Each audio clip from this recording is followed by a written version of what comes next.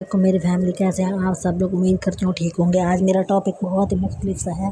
میرے جو ہے نا ماموں کی ڈیتھ ہو گئی تھی، تو پھر ہم لوگ واپس جا رہے تھے اور راستے میں ہمارے ہمسایوں کے گھر میں بھی ڈیتھ ہو گئی تھی۔ زندگی اتنی عجیب ہو گئی ہے کہ سمجھ بھی نہیں آ رہا ہوتا کہ اب میں جو ہے نا راستے میں ہوں اور پیچھے سے جو ہے نا نیبرز میں 2-4 جانے والے اچھے مطلب قریبی لوگوں کی ڈیتھ ہو گئی ہے۔ تو میں اتنی حیران ہو رہی تھی کہ ہم لوگ اپنی زندگی کے سفر میں کیسے مگن ہو جاتے ہیں اور ساتھ والے کو بھی نہیں پتا ہوتا کہ ہمارے اندر کتنی پریشانی چل رہی ہوتی ہے، اور ساتھ والا بھی بعض دفعہ اسی تکلیف میں گزر رہا ہوتا ہے۔ جب میں ادھر جا رہی تھی تو میری جو ساتھ والی سیٹ پہ عورت بیٹھتی وہ اتنی بےچین تھی، وہ کہتی تھی پتہ نہیں کب میری جگہ آئے گی، کب میں نے اترنا ہے۔ تو میں نے اس سے پوچھ لیا، میں نے کہا کیا بات ہے، تو اس کو بتایا کہ بھائی ہمارے یہاں بھی فوت کی ہو گئی ہے، میں ابھی فوت کی بجا رہی ہوں۔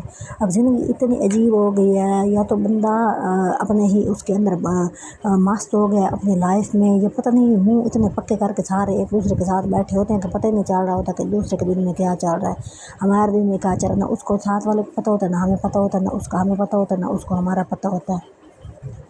تو اتنی تکلیف تھی، اتنی پریشانی تھی، میں نے کہا اب میں اوپر بیٹھ گئی ہوں گاڑی پہ، اب میں واپس کیسے، انہوں نے تو مجھے اتارنے کو نہیں، موٹر وے پہ بھلا کوئی کسی کو اتارتا مجھے بتائیں، اگر میں اتر بھی جاؤں تو آگے پھر نہ کھائی نہ کوئی آگے تو پیچھے قد والا حساب ہونا، تو پھر میں اتر کے کہاں جاؤں، کوئی پتہ نہیں تھا۔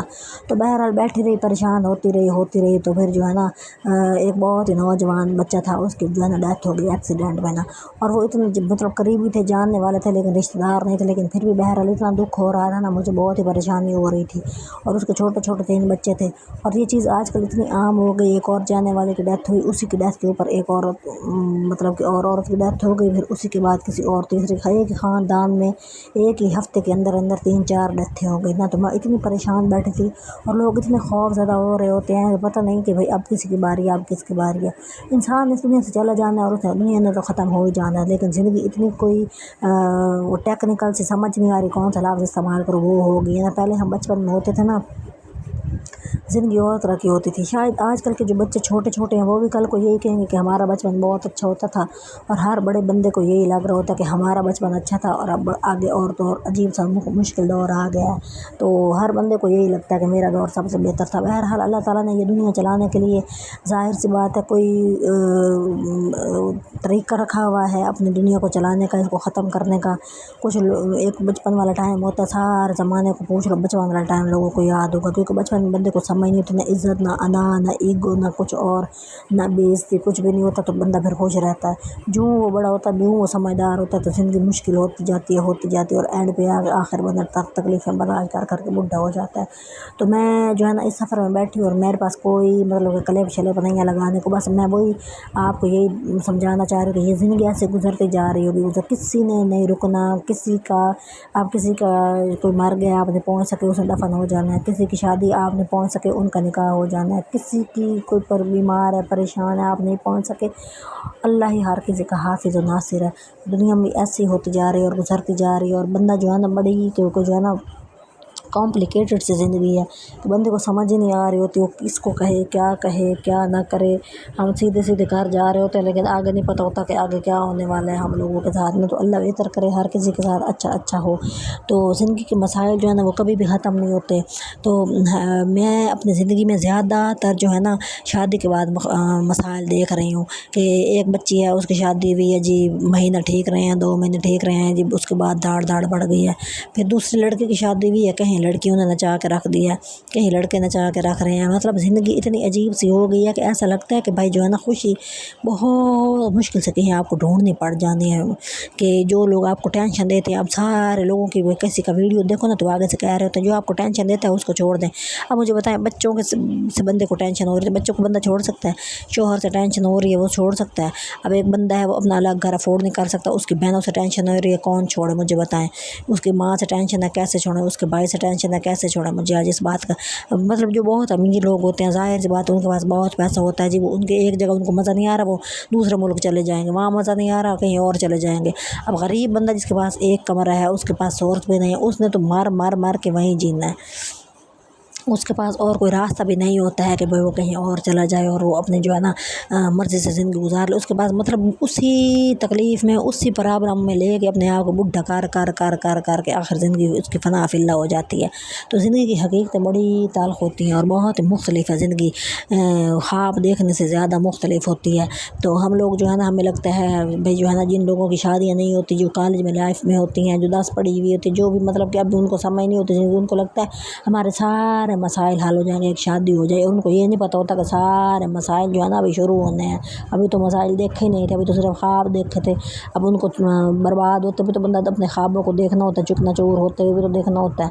बड़े बड़े लोगों को मैंने देखा जिनकी लव मैरिज हुई, वो भी यही कह रहे होते हैं कि भाई ज़िंदगी वैसे नहीं होती जैसे हम सोचते हैं, ज़िंदगी वैसे है ही नहीं जैसे हम सोचते हैं ना, ज़िंदगी और ही तरह की चीज़ है।